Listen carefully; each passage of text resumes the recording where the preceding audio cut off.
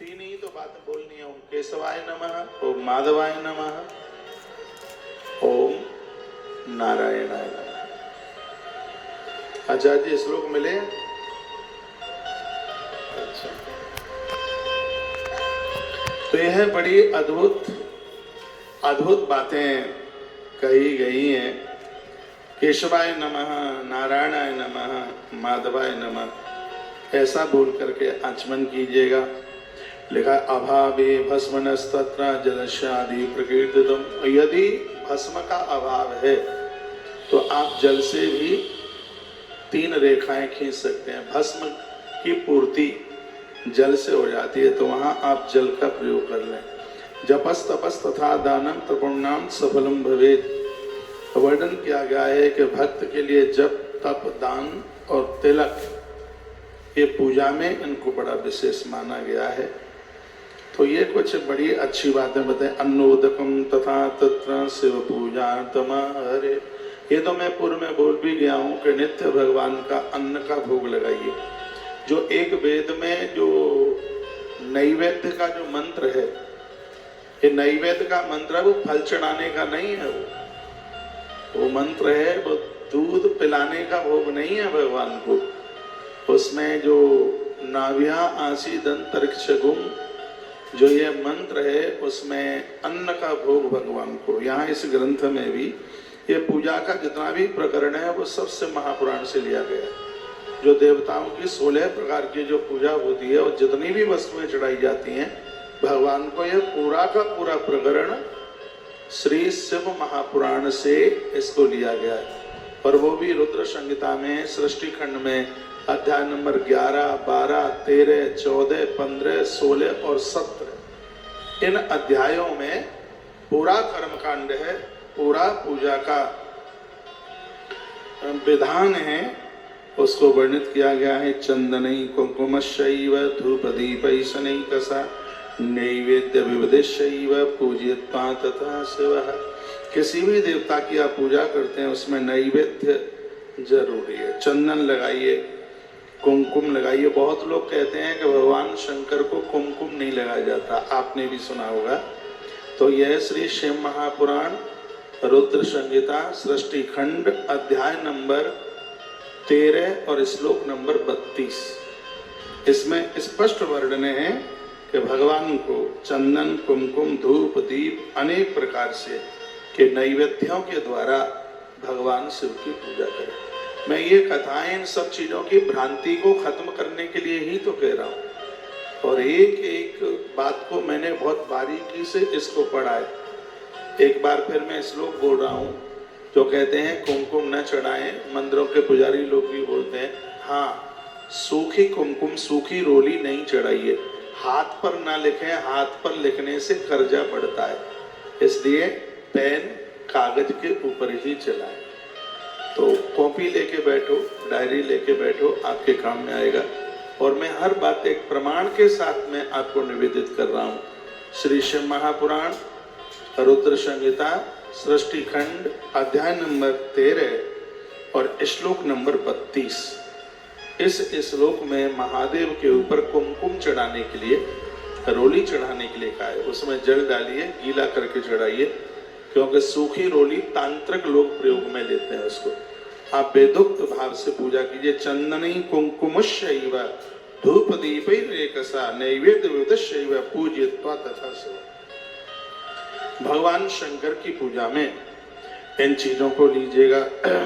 नमस्कृत्य पुनस्तत्र गच्छेत् शिव सान्निध्यौ यदि गेहे पार्थिवीं वा हेमीं वा राजतीं तथा। घर में मिट्टी, स्वर्ण, चांदी अथवा अन्य धातु तथा पारे की मूर्ति जो भी कोई है, पत्थर की है, जो भी है, सब बंधने हैं प्रणाम करने के लिए। इसमें बड़ी अच्छी बात कही है, भगवान को जब आप सुबह जगाते हैं तो पहले प्रणाम करें, बाद में घंटी बजाएं, उसके बाद वस्त्र उठाएं, उसके बाद फिर भगवान को उठाएं। ऐसा वर्णन है। ये नहीं कि आंख मीटते हुए गए और कपड़ा उठाया और भगवान को ऐसे बैठा दिया, नहीं। सबसे पहले उन्हें प्रणाम कीजिए, वंदन कीजिए, फिर घंटी बजाइए, फिर वस्त्र उठाइए, उसके बाद जो भगवान शयन में है फिर उनको आप जगाइए, फिर उनको बिठाइए। ये वर्णन इसमें किया गया। इसमें भगवान को प्रणाम करने की बात कही गई है। इस तरीके से भगवान की पूजा होती है तो भगवान बड़े प्रसन्न होते हैं। अपने घर में रहते हुए पूजा के समस्त नियमों का पालन करना चाहिए, ऐसा इस ग्रंथ में लिखा हुआ है। 36 नंबर का श्लोक है ये, इसमें नियम पालन की बात कही गई है। मैं बोले देता हूँ, कर्तव्यम सर्वथा तत्र नियमा स्वग्रहिस्तत। आप नियमों का पालन करेंगे तो आपके बच्चे करेंगे। पूजा भगवान को आपने बाल्टी में डुबकी लगा दी, आपने धूप बत्ती जला दी, दिया जला दिया, ये ज्यादा महत्व नहीं रखता। ये बेटी बहुत जोर से सो रही है, गुड़िया जग जा बेटा, यही है। तो कर्तव्यम सर्वथा तत्र नियमा सुग्रहेस्तता, पूजा के नियमों को फॉलो कीजिएगा और नियम के साथ में फिर उस पूजन को करें तो पूजा का फल है वो तत्काल प्राप्त होता है। तत्पश्चात भगवान शंकर को शंख पुष्पी बहुत ज्यादा प्रिय है, उसके फूल भी आते हैं, वो चढ़ाइए। कुसा डाबी जिसे कहते हैं, दूर्वा, धतूरा, मदार, और देखिए फिर इसमें लिखा है तुलसी पत्र। 2 बार से महापुराण में तुलसी पत्र के लिए बात कही गई। एक तो कल 14 नंबर के अध्याय के 28 नंबर के श्लोक में तुलसी पत्र चढ़ाने के लिए कहा, और 13 नंबर के अध्याय में भी 63 नंबर के श्लोक में तुलसी चढ़ाने की बात कही गई। 2 बार ये बात आ गई है, श्लोक बोले देता हूँ। लिखा है, कुश पुष्पैः धतूरैः मंदारैः द्रोण संभवैः तथाच तुलसी पत्रैः बिल्व पत्रैः विशेषता। इसमें लिखा है कि तुलसी पत्र और बेल पत्र दोनों एक संग महादेव के ऊपर चढ़ाते हैं। इस श्लोक में लिखा है तो भगवान महादेव बहुत ज्यादा राजी होते हैं, भारी प्रसन्न होते हैं। ये मैं पहली बार बात बोल रहा हूँ। तुलसी पत्र और बेल पत्र दोनों एक साथ चढ़ाए जाए भगवान शिव को। ये 63 नंबर का श्लोक है और 13 नंबर का अध्याय है, श्लोक नंबर 63, और रुद्र संहिता का पहला खंड है जिसका नाम है सृष्टि खंड। इसमें लिखा है कि विशेष रूप से ये दोनों चीजें जब चढ़ाई जाती हैं तो एक विशेष रूप बन गया है, विशेष रूप से। और एक बात इसमें और कह दी गई है कि पूजा में आपको कोई पत्ता फूल कुछ भी नहीं मिलता है, तो वर्णन इसमें किया, सर्वा अभावे बिल्व पत्र अर्पणीयम सेवाय वही। कुछ भी नहीं मिले, सिर्फ बेल पत्र मिल गया है, बेल पत्र महादेव के ऊपर चढ़ा दीजिए, सब चीजों की पूर्ति हो जाती है। बेल पत्र मिल गया, सब कुछ मिल गया। 64 नंबर के श्लोक में, 64 नंबर के श्लोक में ये बात कही गई है, बिल्व पत्र शिव को समर्पित कर दें। लिखा है कि बिल्व पत्र के अर्पण मात्र से पूजा की सारी विधि संपन्न हो जाती है। ये बात नोट करने के लायक है। तो वर्णन है इसमें, बिल्व पत्रा अर्पणी नहीं व सर्व पूजा प्रसिद्ध्यति, पूजा की संपूर्ण विधि पूरी हो जाती है यदि महादेव के ऊपर आपने बेलपत्र चढ़ा दिया। ये लिखने लायक बात है, जीवन भर कभी इसको भूलना मत। चीजें तो बहुत हैं, इतनी चीजें महादेव पर चढ़ाने के लिए कमरा भर जाए, पूरा 20 बाई 20 का कमरा भर जाएगा सामग्री के मारे। हो सकता है पूरी सामग्री 20 बाई 20 के कमरे में आ भी ना पावे, लेकिन इसमें एक जो सुंदर बात कही है वो है, बिल्व पत्रा अर्पणी नहीं व सर्व पूजा प्रसिद्ध थी।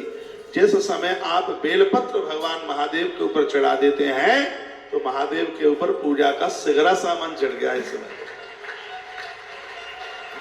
इसलिए पूजा में, नारायण सालग्राम की पूजा में तुलसी पत्र का होना जरूरी है, और भगवान शिव की पूजा में बेल पत्र का होना बहुत ज्यादा जरूरी है। इस समय सावन के महीने में बेल पत्र नहीं मिलते, तो बेल पत्र मिलेंगे कहां से? आप लगाते ही नहीं है बेल पत्र। बेल पत्र वृक्ष लगाने की कितनी बड़ी महिमा है जानते हो? 1 करोड़ कन्याओं का कन्यादान करने से जितना फल मिलता है, एक बेल वृक्ष लगाने से उतना फल है। कोटि कन्या महादानम एक बिल्व सेवार्पण। ज्यादातर से तो लोग ये कहते हैं कि एक बेल पत्र चढ़ा दो 1 करोड़ कन्यादान का फल मिल जाएगा, लेकिन इसका सही अर्थ ये है, खाली बेल पत्र चढ़ाना ही नहीं, एक बेल पत्र धरती में लगा दो, 1 करोड़ कन्याओं का कन्यादान करने का फल प्राप्त हो जाए। बेल की बहुत बड़ी महिमा है। आप बेलपत्र लगाएंगे नहीं तो फिर पत्तियां बेल की आएंगी कहाँ से? आपके पास बाहर जमीन है, खेत खलिहान है आपके पास, तो सावन का महीना चल रहा है, हरियाली तीज को बेलपत्र लगाइए। सोमवती अमावस्या आ रही है, इस दिन में वृक्ष लगाने का भारी भारी महत्व है। 17 तारीख को सोमवती अमावस्या है और सैकड़ों बार गया पुण्य आप प्राप्त कर लेंगे, इतनी बड़ी महिमा है। इस दिन भोर में जल्दी नहाना, नंदी को कुछ खिलाना, महादेव का अभिषेक करना, दान पुण्य करना, ब्राह्मणों को भोजन कराना, शब्दों में इसके पुण्य को बांधा नहीं जा सकता। और इसमें वृक्ष लगाने की बहुत बड़ी महिमा है, बहुत ज्यादा महिमा है। तो बेलोपत्रार्पणैः सर्व पूजा प्रसिद्धति। तो बेलपत्र आपने महादेव को चढ़ा दिया है तो इसमें वर्णन है कि आपने सारी विधि संपन्न कर डाली है, सब को चढ़ा दिया, ऐसा वर्णन किया गया है। भगवान शंकर को यूं तो सुगंधी इत्र सब देवताओं के ऊपर चढ़ा दिया जाता है, लेकिन जो इत्र चढ़ाने की बात है वो महादेव के ऊपर चढ़ाया जाता है। और इसमें वर्णन है कि इत्र चढ़ाते समय महामृत्युंजय मंत्र बोले, ओम त्र्यंबकम जजामहे सुगंधिम पुष्टिवर्धनम उर्वारुकमिव बन्धनात् मृत्योर्मुक्षीयमामृतात्। इत्र चढ़ाने की बात कही गई है। श्लोक नंबर 66। तथा सुगंध चूर्णम वैवासतम तैलमुत्तमम सुगंधित द्रव्य सुगंधित तेल अर्पणीयम च विविधम शिवाय परमाम मुद्राः। भगवान शंकर अति प्रसन्न हो जाते। गूगल की धूप से महादेव भारी राजी होते हैं, बहुत प्रसन्न होते हैं। नैवेद्य की बात हमने बताई दी है आपको। तथा प्रदक्षिणाम कुर्यां शिवस्य, भगवान शिव को वंदन प्रणाम पूजा। और जो वस्तुएं कई दिन से मैं आपको ये सब बातें आपके बीच में निवेदित कर रहा हूं। एक बात, कल मेरे पास काफी मैसेज थे, 1 लाख गेहूं गोधूम महादेव को आप चढ़ा रहे हैं, एक दिन में नहीं चढ़ा पाओ तो सावन भर में चढ़ा दो। थोड़े थोड़े 1-1 सेर, आधा सेर, 250-250 ग्राम जितना बनता है, पूजा के समय में बैठ जाइए और फिर 1-1 चढ़ाना, 1-1 करके पूरा सावन के तो 2 महीने हैं। गौधूम मानस तथा पूजा प्रशस्त, क्योंकि इसमें कहीं लिखा ही नहीं है कि आपको एक दिन में ही पूरा चढ़ाना है। मैंने 10-5 श्लोक आगे पीछे के इसमें देखे हैं, लेकिन इसमें कहीं ऐसा नहीं लिखा है कि आपको ये 1 लाख जो गेहूं के दाने हैं वो एक ही दिन में चढ़ाने हैं। तो आप इसको पूरा सावन के महीने में भगवान महादेव के ऊपर इसको आप चढ़ा दीजिए, आनंद हो जाएगा। एक बार जयकारा लगाइए, भक्त वत्सल भगवान की जय हो। जय जय श्री राधे श्री राधे श्री राधे श्याम। यव पूजा च मुनि भी स्वर्ग सौख्या विवर्धिनः। जो आप जौ बोते हैं ना कलश के नीचे, आपको पता भी नहीं होगा ये जौ क्यों बोए जाते हैं। 48 नंबर का श्लोक है, जौ बोने से कलश के नीचे जो यव बोए जाते हैं, जौ बोए जाते हैं, उनकी पूजा भी होती है उसकी। तो इससे स्वर्ग सौख्य विवर्धनी, इससे स्वर्ग का सुख प्राप्त होता है। इससे व्यक्ति को स्वर्ग जैसा आनंद धरती पर प्राप्त होता है। मृत्यु के तत्पश्चात वह स्वर्ग लोक का अधिकारी होता है। पूजा में ज्वारे बोलने की इतनी बड़ी महिमा है। कोई भी आप अनुष्ठान करते हैं उसमें जौ बोने ही होते हैं। यव पूजा च मुनि भी, संतों ने, ऋषियों ने, योगियों ने इस बात की भारी सराहना करी है कि आप जौ बोइए। और ये निकले हुए जो जौ हैं ये आयुर्वेद में बड़े प्रभावशाली है। गेहूं का जौ फिर उसका रस निकालकर यदि कैंसर के मरीज को दिया जाए तो रोग में बहुत बड़ा फायदा मिल जाता है। गेहूं बोया जाए, उसका जो ज्वारा निकलता है हरे रंग का, और मिक्सी में डाल करके उसका रस निकाला जाए और वह उस मरीज को दिया जाए। बड़ा खतरनाक रोग है ये, तो इससे उस मरीज को फायदा मिल जाता है। तो आयुर्वेद में भी बड़ा प्रभावशाली है और पूजा में तो है ही प्रभावशाली। लेकिन जो पूजा में है वो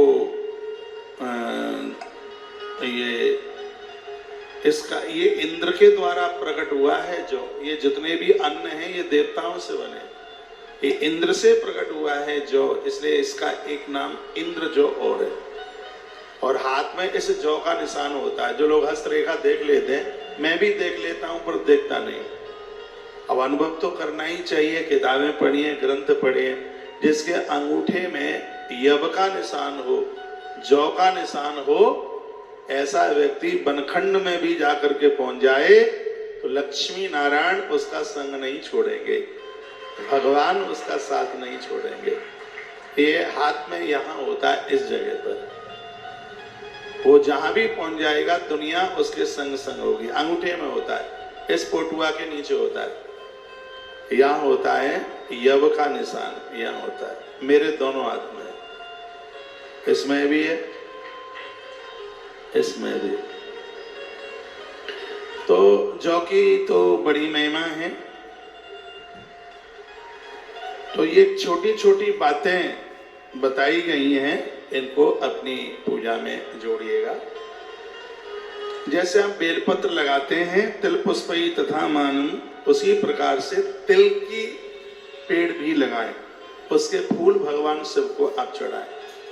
भगवान शंकर को बहुत प्रिय है और तिल के फूल भगवान को चढ़ाने से घोर गरीबी का नाश होता है।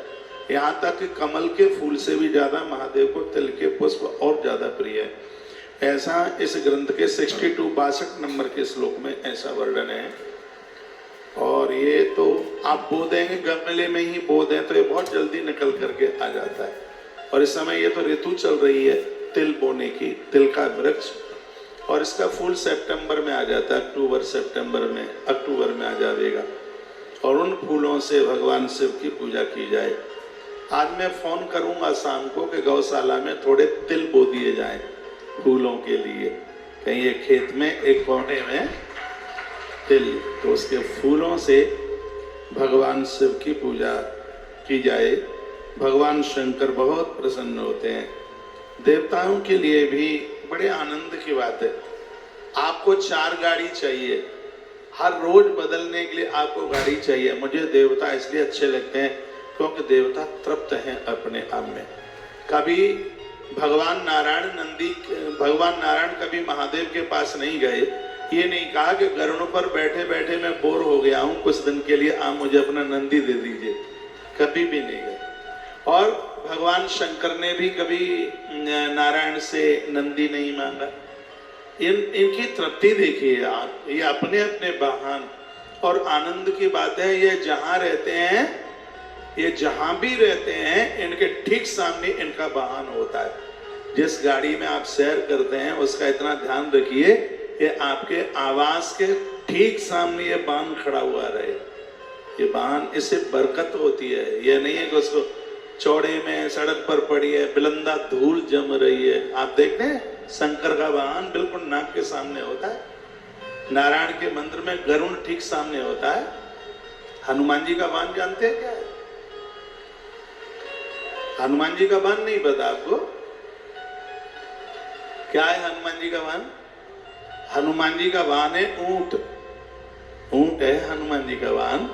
जब हनुमान जी के मंदिर के ठीक सामने, कितनों को पता है कि हनुमान जी का वाहन ऊंट है? अच्छा, हनुमान जी के ठीक सामने। जिनको ना पता हो तो खाटू श्याम मंदिर चले जाना, वहां हनुमान जी का मंदिर है और सामने ऊंट ऐसे है जैसे महादेव के सामने नंदी बैठा हुआ है, उसी प्रकार से वहां पर सामने। एक बार जयकारा लगाएंगे, बोलो बांके बिहारी लाल की जय हो, श्री हनुमान जी महाराज की जय हो, जय जय श्री राधे। तृप्त रहिए। देवताओं में बहुत ज्यादा तृप्ति है। और जब हम ईश्वर की देवी देवताओं की पूजा करते हैं तो हमारे जीवन में संतोष रूपी धन चल करके आता है। और जब आवे संतोष धन तो सब धन धूल समान। जब जीवन में संतोष रूपी धन आ जाए तो जीवन में फिर किसी भी प्रकार की कमी नहीं रहती। अब आइए अब मैं आपको लेके चल रहा हूं कैलाश की तरफ। कैलाश की बहुत बड़ी महिमा है। कल आप कैलाश के बारे में आप सुन रहे थे। भगवान शंकर कैलाशपति कैसे बने। सकित्तम तस्यासीत कुबेरेण महात्मना। कुबेर को भगवान ने कैसे अपना मित्र बनाया और कुबेर को भगवान ने अलकापुरी का कैसे राजा बनाया और उसके कहने से भगवान काशी से कैलाश की यात्रा कैसे करी। आज की ये प्रमुख कथाएं हैं, वो आप सुन लीजिए। कल आप सुन रहे थे काम्पल्य नगर में एक ब्राह्मण हुआ जिसका नाम था यज्ञदत्त दीक्षित। ब्राह्मण परिवार में उसका जन्म हुआ है। पत्नी बड़ी धार्मिक थी, नित्य अग्निहोत्र करता है। गलती ये थी गर्भाधान संस्कार श्राद्ध काल में हुआ, तो परिणाम यह हुआ कि उस नारी की कोख में एक बेढंगा बालक आकर के चल के आया। समय आने पर उसका जन्म हुआ। उसी का नाम आसीद गुड़निधि नामा, उसी का नाम गुड़निधि रख दिया गया था।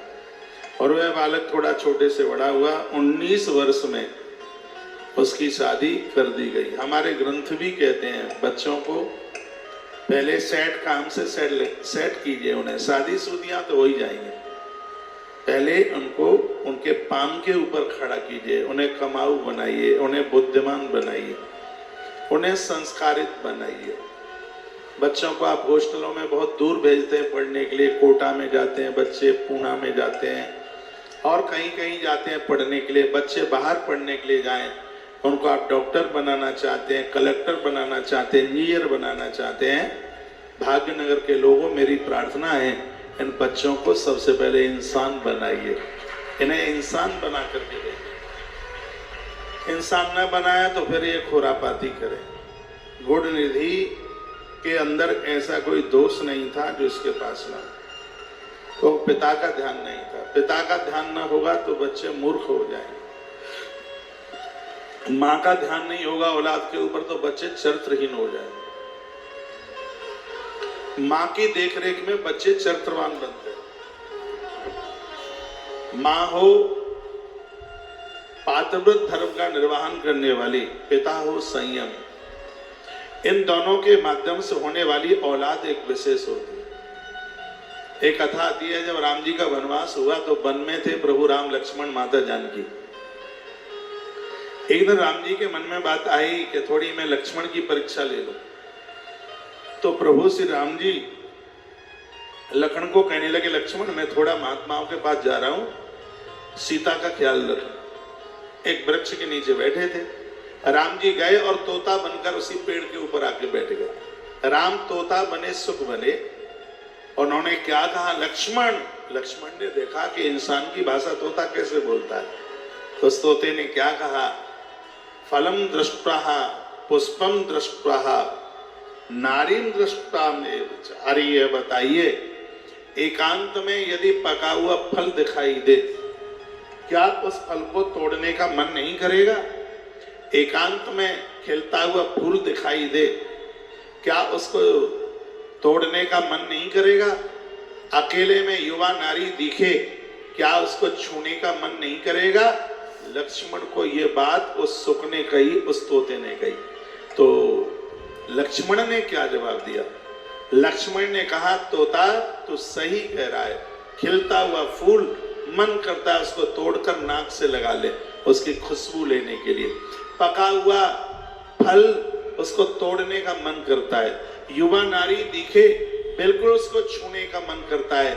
लेकिन याद रखना तोते, जिसका बाप हो संयमी और माँ हो पतिव्रता, उसकी कोख से जन्म लेने वाला बच्चा कभी बैठ नहीं सकता, कभी अपने धर्म से डिग नहीं सकता।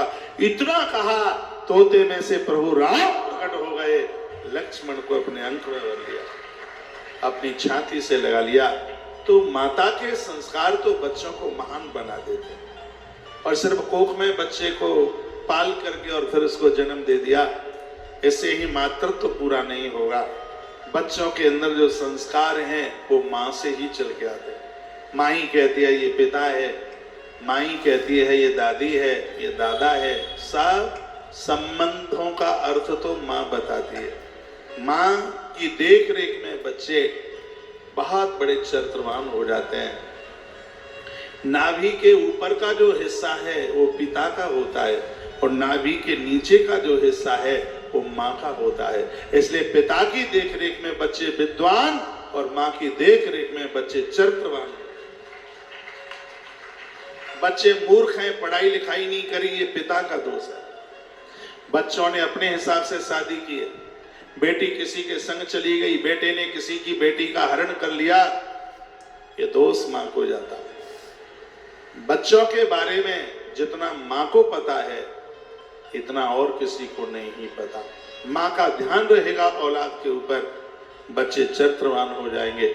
इसलिए थोड़ा मोबाइल पर ध्यान कम दो, बच्चों पर ज्यादा दो। आपके बच्चे अभी छोटे छोटे हैं, आपके मम्मी पापा ने भी आपको पढ़ाया लिखाया है, नौकरी करने के लिए नहीं, बच्चों को आप समझदार बना सकते। जीजाबाई ने एक मराठा के सेवा को छत्रपति शिवाजी बना दिया। वो जीजाबाई थी जिसने महाभारत पढ़ाई थी अपने पुत्र को, जिसने दुर्गा सप्तशती कंठ करा दी थी अपने पुत्र को। उस माता जीजाबाई की मैं बात करता हूं जो भगवान गजानंद की परम भक्तानी थी। इस घर में गुरु समर्थ रामदास आया करते थे और उन्होंने एक दिन कहा था, देवी तेरी कोख से एक ऐसा बच्चा जन्म लेगा जिसके द्वारा हिंदुत्व सुरक्षित रहेगा, और वही हुआ। ये तो आपके हाथ में है। आप चाहें, राजीव दीक्षित जी का नाम आपने सुना होगा, उनकी वीडियो यूट्यूब पर बड़ा अच्छा बोलते हैं, मेरा फेवरेट महापुरुष है। लेकिन ये पूर्व से रहा है, जो ज्यादा लोग अच्छे रहे हैं वो इस धरती पर ज्यादा लंबे समय तक रुक नहीं पाए। वो इतनी अच्छी बात कहते थे, एक नारी जो चाहे वैसा बच्चा पैदा कर सकती है। वो चाहे तो डॉक्टर, वो चाहे तो कलेक्टर, वो चाहे तो उद्योगपति, और वो चाहे तो महात्मा, और नारी चाहे तो परमात्मा को भी धरती पर प्रकट कर सकती है। ये उसके हाथ की बात है। आप जो चाहें अपनी औलाद को आप वो बना सकते हैं, लेकिन आपको टाइम ही कहाँ है। आपका तो पूरा का पूरा फोन पूरे दिन तो पियर में चिपका रहता है। बच्चा आता है, थैला आके पटकता है, आधा घंटा तक मांगता रहता है मम्मी भोजन। अब मम्मी को फुर्सत हो तो भोजन अपने हाथ से परस ले, खा ले। मम्मी को टाइम नहीं है, मम्मी को फुर्सत नहीं है। ऐसी कौन सी बहन है जो दिन में 10 बार अपने पियर फोन ना करती हो। मैं निवेदन करना चाहूंगा, ससुराल जाकर के जो बहनें अपने पियर को बहुत याद करती हैं, वो ससुराल में आनंद पूर्वक नहीं रह सकते। आप ससुराल को याद कीजिए, लेकिन ऐसा नहीं, एक दाल चढ़ाने को रखी तो फोन, छौंक लगाया तो फोन, आटा गूंथा तो फोन। आप क्यों जा रहे हैं? कोई बात बुरी लग गई है दादाजी?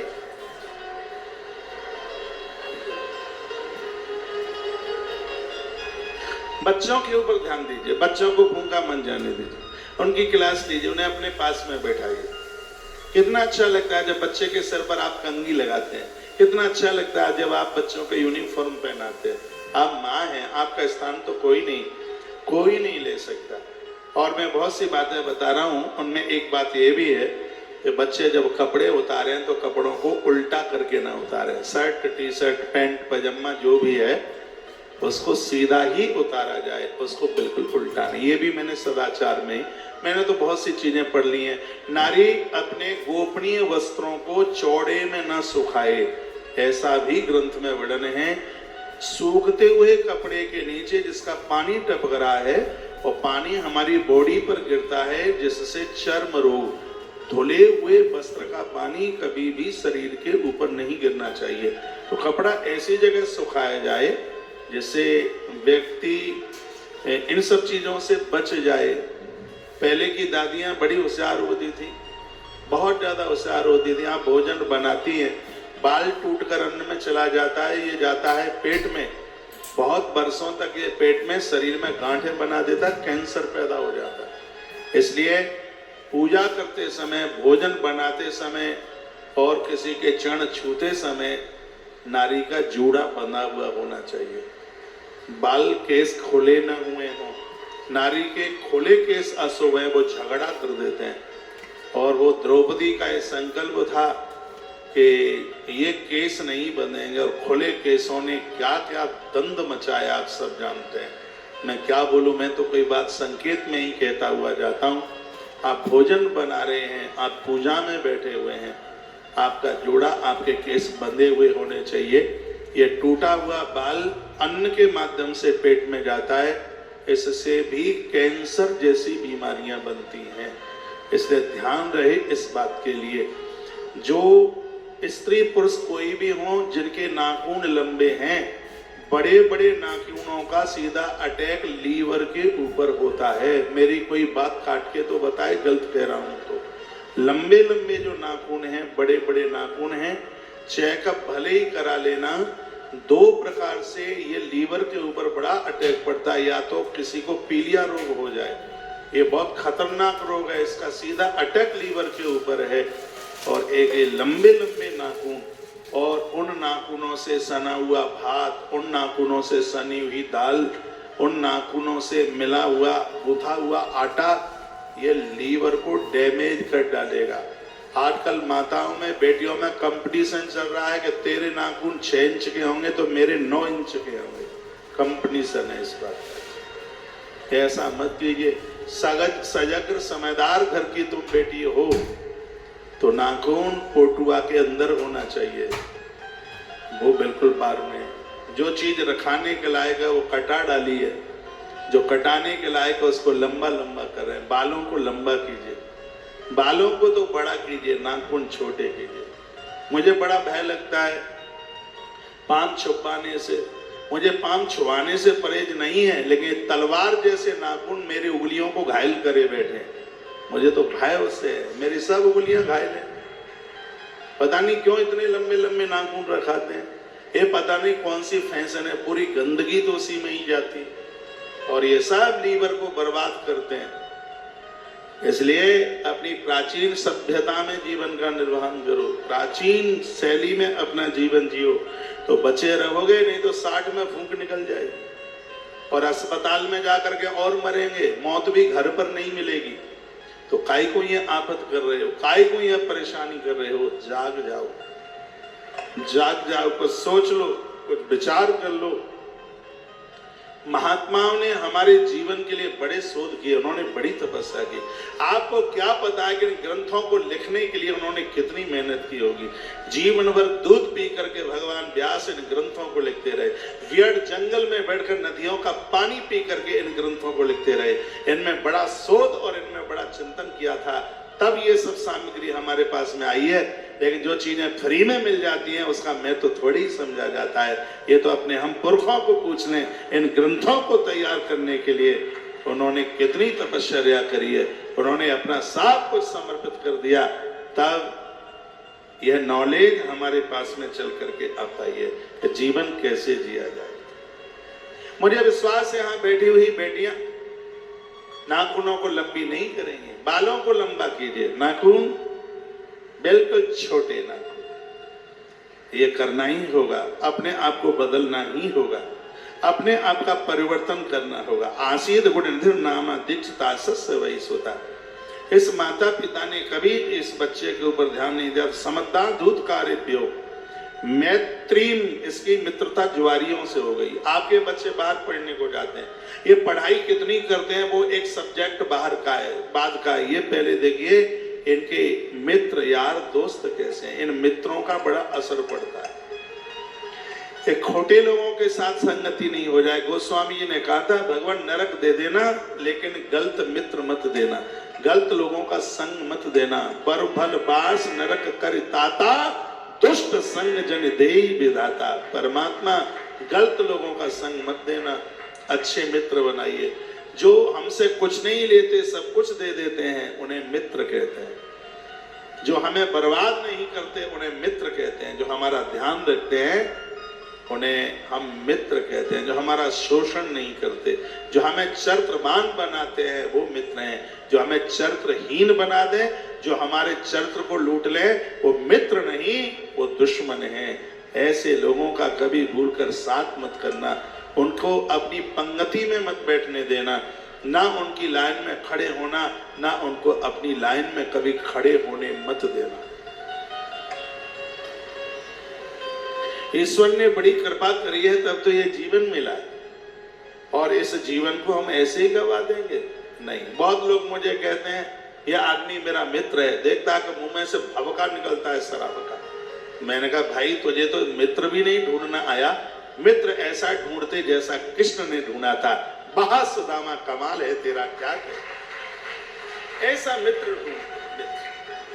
कहा जाता है कि मित्र के बिना सुख नहीं मिलता। चार चीजें ऐसी हैं जो छोड़ने के लायक नहीं है, भुलाने के लायक नहीं है। चार हैं, एक है धैर्य, एक है धर्म, एक है मित्र और एक है पत्नी। ये चार हैं, पत्नी भी है उसमें। पूरी दुनिया तुम्हें छोड़ देगी, ये चार नहीं तुम्हें छोड़ेंगे। एक धर्म नहीं छोड़ेगा, एक धैर्य नहीं छोड़ेगा, यदि बढ़िया है तो मित्र नहीं छोड़ेगा, और अच्छे घर की स्त्री है तो पत्नी भी नहीं छोड़ेगी। नहीं तो कोरोना में पति को कोरोना हो गया था और वो कह दिया ठीक हो जाओ तो फोन कर देना, आ जाऊंगी, नहीं मैं जा रही हूँ पियर, और बहुत छोड़ छाड़ करके चली गई। ऐसी स्त्रियों का क्या विश्वास करेंगे? मेरी लिस्ट में बहुत है ऐसी। मुझे उसकी सास का फोन आया, महाराज जी बेटे को कोरोना हो गया है, और बहू कहती है कि मैं जा रही हूँ, ठीक हो जाए तब बता देना। तो भगवान की कृपा से वो ठीक हो गया। अब खूब फोन कर दिया आ जाऊं, वो कहता है बिल्कुल जरूरत नहीं है, तेरे लिए तो मैं ऊपर चला गया। उसका जवाब भी बिल्कुल सही है, उसका गलत क्या बोल रहा है। ये चार चीजों की, ये चार की परीक्षा आपस में ही होती है। परेशानी में चारों का परीक्षण होता है। पति कमाऊ है, खूब पैसा देता है, उसके संग बने रहो, कोई बड़ी बात नहीं है। पति को कष्ट आया, कोई एक्सीडेंट हो गया, दुर्घटना हो गई, बीमार हो गया, उस समय नारी उसकी चारपाई पकड़ करके बैठी रहे, तब पता लगता है कि अच्छे बाप की बेटी हो तुम, बढ़िया पत्नी बनकर जीवन जी रहे हो, तब पता लगता है। गोस्वामी जी ने बड़ी सुंदर चौपाई डाली, और माता अनुसुईया बोली, कहती है कि धीरज धर्म में प्रिय दुनारी, धीरज धर्म में प्रिय दुनारी, आपद काल पगती हो चारी, आपद काल पगती हो चारी, धीरज धर्म मित्र अनुरागी, आपद काल पगती हो चारी, धीरज धर्म मित्र अनुरागी, आपद काल पगती हो चारी, आपद काल पगती हो चारी।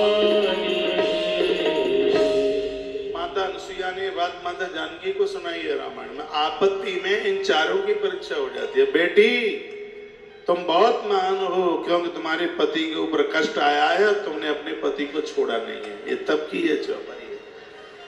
एक बात मैंने और पढ़ी है, वो सुनने में आपको अच्छा लगेगा कि बेकार लगेगा आप जाने। ऐसा बताते हैं कि भाई भाई का बहुत प्रेम होता है, लेकिन किसी कारणवश ऐसी संभावनाएं बन सकती हैं कि जिसमें भाई संग छोड़ सकता है, लेकिन साथ भांबर पड़ने वाली पत्नी साथ नहीं छोड़ सकती। या पूरी दुनिया संग छोड़ देती है। कोई व्यक्ति हॉस्पिटल में चला जाए, बीमार हो जाए, तो मिलने को आते हैं, सास भी आती है, 10 मिनट बैठ के चली आ जाती है, उसका बेटा भी आता है, क्या बोलते हैं उसको, पत्नी के भाई को, हाँ वो आप जानते हैं, तो वो भी 10 मिनट मिलके चला जाता है। अपना भैया भी आता है, मामा जी भी आते हैं, मामी भी आती है, नाना नानी भी आते हैं, सब 10-10 मिनट के लिए आते हैं और चले जाते हैं। बच्चे भी आते हैं, वो भी चले जाते हैं, पुत्र वधू भी आती है, वो भी चली जाती है। लेकिन जो 24 घंटे तुम्हारी चारपाई को पकड़ी बैठी रहती है, वो ये कही है, वो है आपकी गृहिणी, वो आपकी पत्नी है। वो संग नहीं छोड़ती, साथ नहीं छोड़ती। धर्म, धैर्य, मित्र और पत्नी, ये चारों तो बड़े अद्भुत हैं। तो मित्र बहुत अच्छे बनाइए, बढ़िया बनाइए, चाहे बेटी हो चाहे बेटे हो, ध्यान रखना। यह जीवन मित्रता के साथ में, अच्छी मित्रता के साथ में बड़ा गहन होता है, बड़ा दिव्य होता है। राम को भी रावण को जीतने के लिए मित्र की आवश्यकता पड़ी, कृष्ण को भी मित्रों की जरूरत पड़ी। मित्र मित्र का एक जीवन में एक बहुत बड़ा योगदान होता है। ऐसा कहते हैं कुतो सुखम, कहाँ सुख है मित्र के बिना। तो मित्र भी ठीक सा हो, बढ़िया सा हो, जिसमें एक भरे समान में आप कह सकें कि वो व्यक्ति मेरा मित्र है। ऐसा सहेली भी बढ़िया ही हो, आपका सहेला भी बढ़िया ही हो। तो यहाँ लिखा है समदान दूध कार्य मैत्री तिष्यकार से, इसका जो मित्र लोग थे वो ठीक नहीं थे। सत्यक्त ब्राह्मणाचारा संध्या स्नान परांगुका, ब्राह्मण के घर में जन्म लिया है, कभी नहाता नहीं, संध्या नहीं करता। संध्या का समय सुबह और शाम, जब दिन और सूर्य आपस में मिलते हैं, संध्या का समय सूर्य उदित से 24 मिनट पहले और 24 मिनट के बाद तक का 48 मिनट का जो समय है वो संध्या काल का होता है। ऐसे ही शाम को सूर्य अस्तांचल की तरफ जाता है, उससे 24 मिनट पहले और सूर्य अस्त के 24 मिनट बाद तक का ये 48 मिनट का जो टाइम है, इसमें अमृत की वर्षा होती है।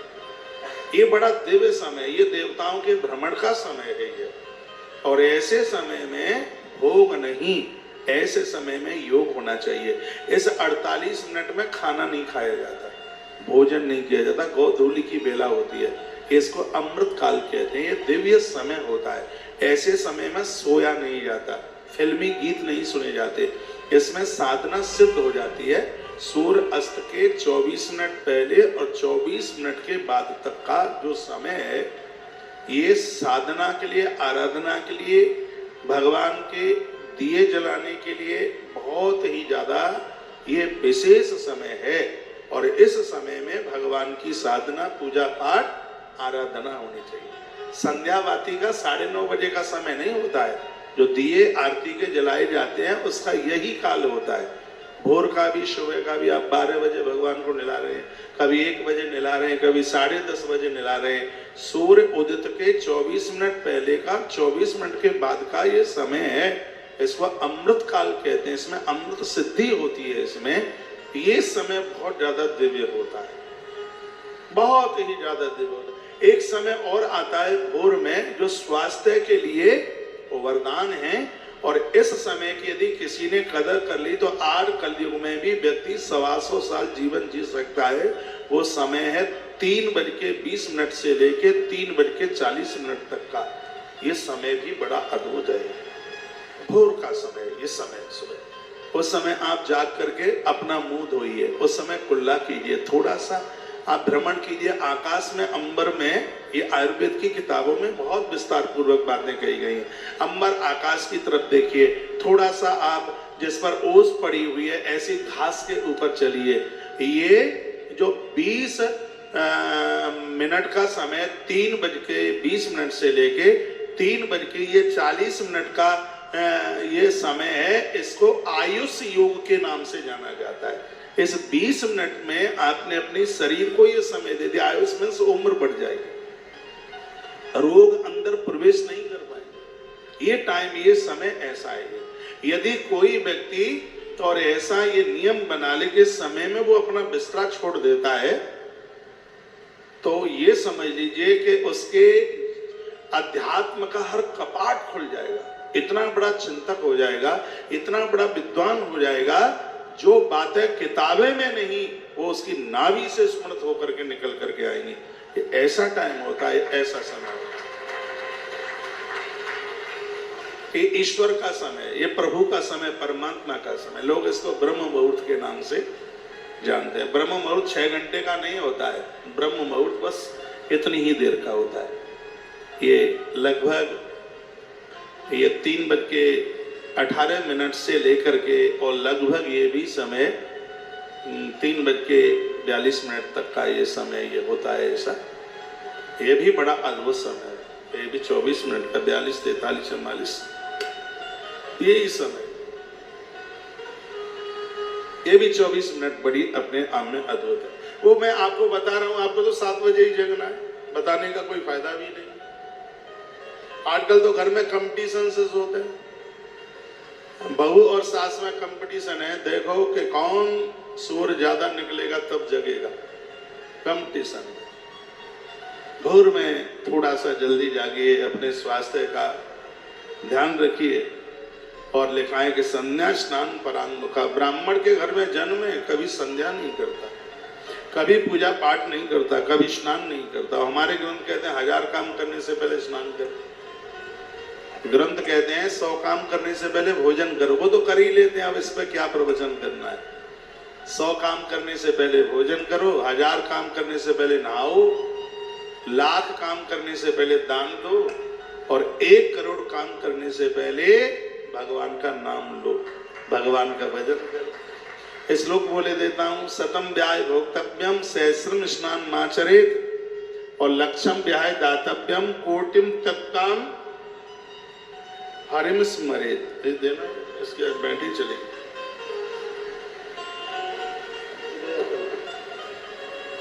तो कोटिम तत्ताम हरि स्मरेत, करोड़ काम करने से पहले भगवान का भजन, तो 1000 काम करने से पहले स्नान। स्नान करने की एक विधि है। स्नान करते समय पानी सिर पर नहीं, स्नान करते समय पानी सबसे पहले पैरों में डाला जाता है। जिंदगी में ब्लड प्रेशर नहीं बढ़ेगा, रक्तचाप नहीं बढ़ेगा। नहाते समय सबसे पहले 1 लोटा पानी आप अपने पांवों में डालिए।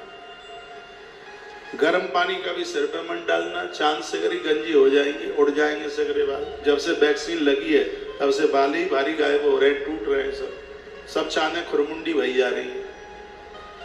और आप हर हफ्ते में आप तेल बदलते हैं, साबुन बदलते हैं, तो इसलिए ये बड़ी दिक्कतें भी हो रही हैं। गर्म पानी सीधे आप सिर पर आप डालते हैं, इससे माइग्रेन जैसी बीमारियां बन जाती हैं।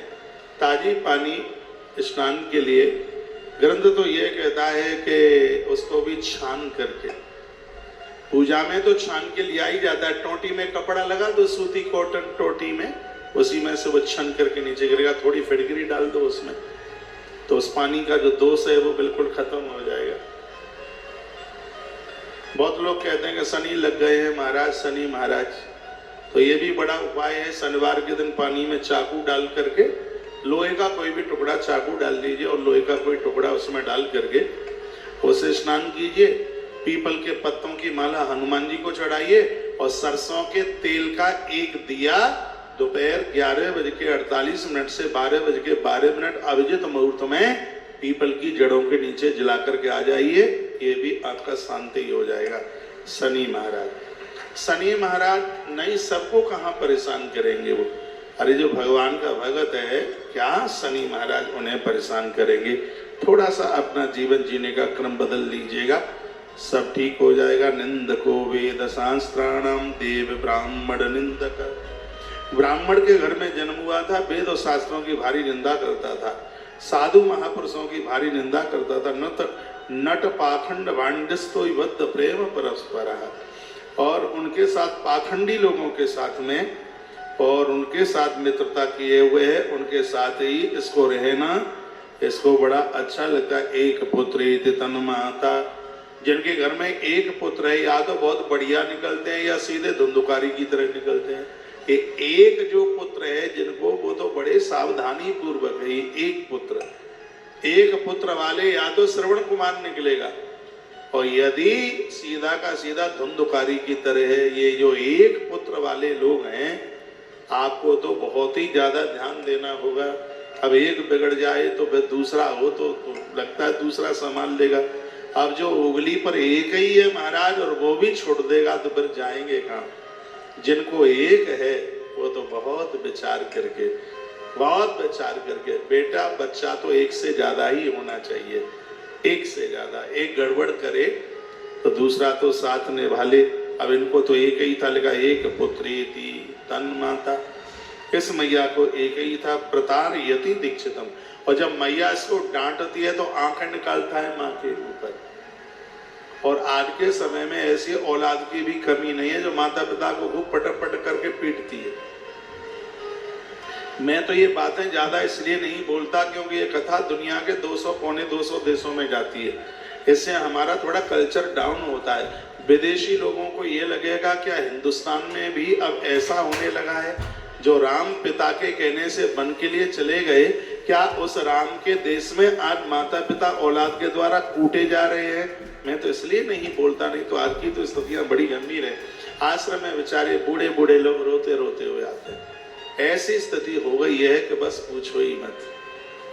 क्या मिला है, क्या मिला?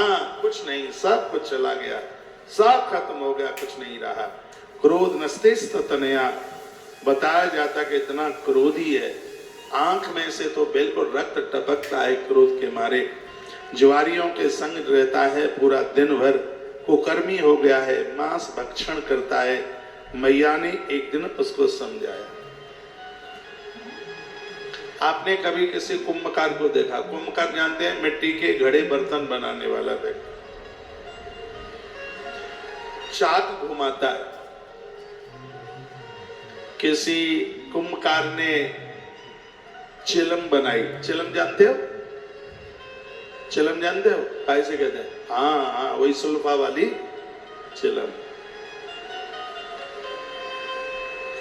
पहले ये बहुत ज्यादा चलती थी, हाँ, लेकिन अब वो चिलम नहीं है और एमाल दूसरे बहुत तैयार हो गए। तो वो कुंभकार वो चिलम बना रहा था, इतने में एक महात्मा आया हुआ। उस साधु ने कहा, भैया क्या बना रहे हो तुम? उसने कहा, चिलम बना रहा हूं। अरे भले आदमी, तुझसे कुछ बढ़िया नहीं बनता, चिलम बना रहा है, कुछ और बना लेता। ये चिलम स्वयं जलेगी और इसकी फूंक जो खींचेगा उसका गला भी जला डालेगी। काय को तो चिलम बना रहा है? तो बर्तन बनाने वाले व्यक्ति ने कहा, तो बाबा जी क्या बनाऊं? तो उन्होंने कहा, सुराही बना। सुराही, सुराही जानते हो? हाँ, जिसमें सुराही फ्रीज की छोटी बहन सुराही। तो वो सुराही उसने बनाई, और ऐसी सुराही ये सबसे पहली बार बनाई गई सुराही, तब की बात है, तो पूरे देश में उसका प्रचार हो गया। सुराही बनाई, उस सुराही का इतना प्रचार हुआ कि वो सुराही पुजा नहीं पा रहा था। लोग उसको थैंक यू, धन्यवाद बोलने के लिए आ रहे थे, क्योंकि सुराही में पानी भर दो तो स्वयं ठंडी रह रही थी, उसका पानी जो पी रहा था उसके गले को भी वो ठंडा कर रही थी। ये सुराही का काम लोगों को बड़ा अद्भुत लगा। साधु ने अब प्रचार किया पूरे समाज में, और वो गली गली पहुंचा, हर घर में घुस जाए और कहता था, अपने बच्चों को चिलम बनाओगे क्या सुराही, चिलम बनाओगे क्या सुराही, चिलम बनाओगे क्या सुराही। अब लोग समझे नहीं, लोग कहेंगे बाबा पागल हो गया है। तो किसी ने कहा, बाबा इसका अर्थ तो बताइए, चिलम सुराही का मतलब क्या है? तो महात्मा ने कहा, अपने बच्चों को तुमने कुसंस्कारीय बना दिया चिलम की तरह। तो जैसे चिलम स्वयं जलती है, दूसरों को भी जलाती है, तो तुम्हारे बच्चे स्वयं जलेंगे, दूसरों को भी बर्बाद कर देंगे। यदि सुराही की तरह संस्कारीय बनाया तो सुराही स्वयं ठंडी रहती है, जिसका पानी जो कोई पिए वो उसको भी ठंडा कर देती है। बच्चों को सुराही जैसा संस्कारीय बना दिया तो स्वयं आनंद में रहेंगे और दूसरों को भी आनंद से भर देंगे। तो अब हैदराबादियों लोगों, अब आप बताइए क्या ज्यादा ठीक है? समाज में बच्चों को चिलम बनाने की जरूरत है या सुराही?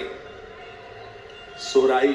तो सुराही ये तब बन पाएंगे, छोटे से इनको देखोगे बस्ते में रखते क्या है, आते कहाँ हैं, जाते कहाँ हैं, अलमारी में क्या रखते हैं, इनके मित्र बांधव यार दोस्त कैसे हैं, इनके मोबाइल में लॉक नहीं लगना चाहिए, पता नहीं कौन सा उसमें ऐसा रखा है गुलाब जामुन, 4 लॉक डालते हैं मोबाइल में, 4 लॉक, 4। मैंने किसी बच्चे को बोला, बेटा एक फोन करना है लाना, सो वो ऐसे ही घुमाता रहा उंगलियां 25 बार। उसमें मैंने कहा, इसमें रबड़ी रखी है क्या है?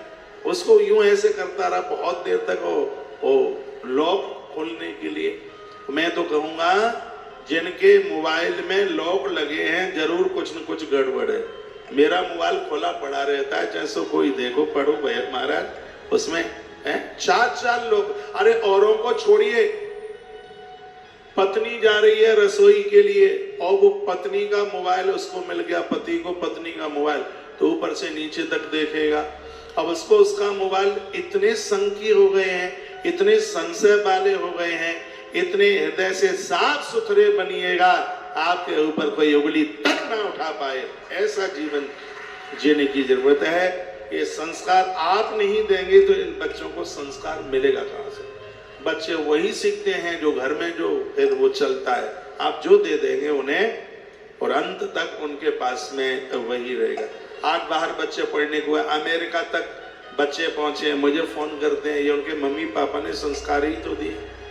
एक बच्चा कहाँ था अभी, ऑस्ट्रेलिया में था, हाँ, तो उसको गाड़ी खरीदनी थी और उस दिन मंगलवार था। वो कहता है महाराज जी मैं गाड़ी खरीदने को जा रहा हूँ। मैंने कहा दिन कौन सा है? हमारे यहाँ तो मंगलवार है, तुम्हारे यहाँ क्या है? तो हमारे यहाँ पता नहीं उस दिन सोमवार था क्या था कि बुधवार था। उसने कहा मंगलवार है हमारे यहाँ। मैंने कहा नहीं, मंगलवार को नया वाहन मत खरीदिएगा बिल्कुल।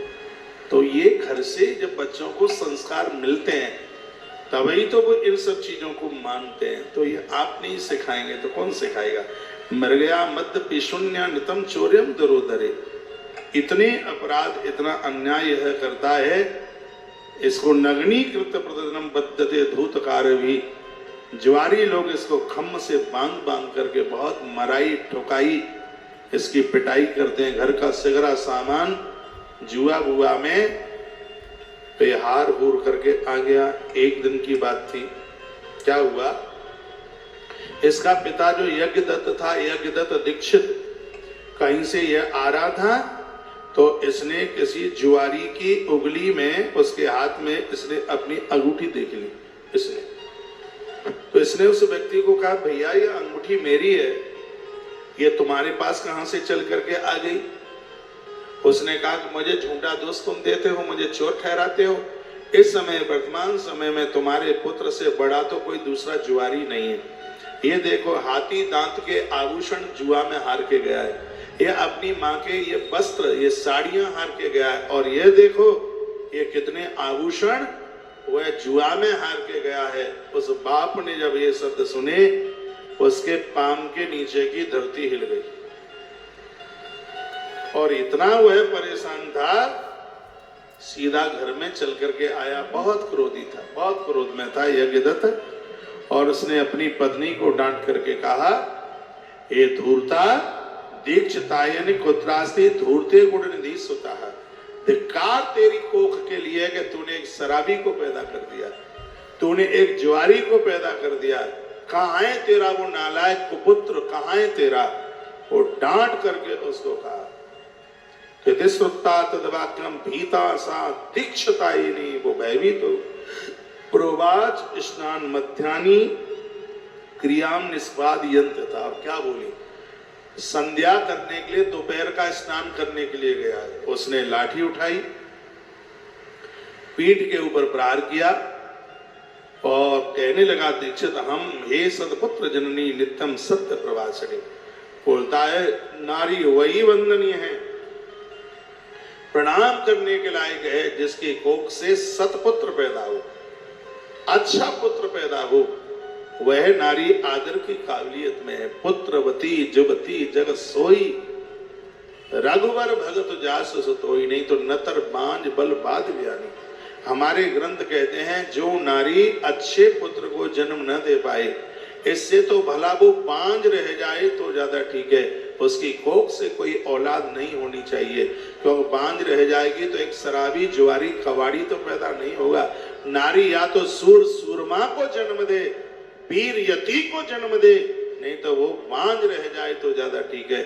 शिव महापुराण में यह ब्राह्मण कहता है सतपुत्र जननी नित्यम सत्य प्रवासिनी। नारी वो वंदनीय है जिसकी कोख से एक लायक संतान आकर के जन्म लेती है। धिक्कार तेरे लिए है, तूने एक कुपुत्र को जन्म दिया है। इस घर में तेरे लिए बिल्कुल कोई जगह नहीं है और इसी समय तुझे मैं इस घर से बाहर कर दूंगा। सूत सौनक ऋषियों को कहते हैं कि देखो यहाँ लिखा अपुत्रत्वम वरम नृणाम कुपुत्रात् कुल पांसनात्। इसमें वर्णन किया गया कुपुत्र पैदा हो, इससे तो निपुत्र रह जाए तो ज्यादा बढ़िया है। क्योंकि जो कुपुत्र पैदा होते हैं इनके द्वारा कुल नष्ट हो जाता है, कुल समाप्त हो जाता है। यह जरूरी नहीं है कि 100 हो, 1 हो, लेकिन वो लायक हो, वो सत्पात्रता में हो, ऐसा यह ग्रंथ कहते हैं। तो कहीं से भी मैं कथा उठाऊं, ये कथा यही कहती है कि बगीचे के ऊपर बगीचे का काम करने वाला व्यक्ति ध्यान नहीं देगा तो वह बाग समाप्त हो जाएगा। संतान के ऊपर आप ध्यान नहीं देंगे तो संतान भी अपना जीवन खो बैठेगी। सिर्फ पैसा कमाना ही तुम्हारा काम नहीं है। आपके कार्य में एक कार्य भी है, जिन बच्चों को तुमने जन्म दिया है उन बच्चों का उत्कर्ष करना, उनकी प्रोग्रेस करना, ये आपका काम है। यहाँ पर बच्चे बैठे हैं, युवा लोग बैठे हैं, और मैं कहना चाहूंगा कि ये 4 लोग जीवन में ऐसे हैं जिनकी बात मानने में हमेशा फायदा है। एक है माँ, एक है पिता, एक है गुरु और एक है भगवान। इनके आदेश में किंतु और परंतु जैसा शब्द नहीं होना चाहिए। माता पिता गुरु की सेवा जो करेगा, सम्मान दुनिया देगी, वो फूलेगा और फलेगा।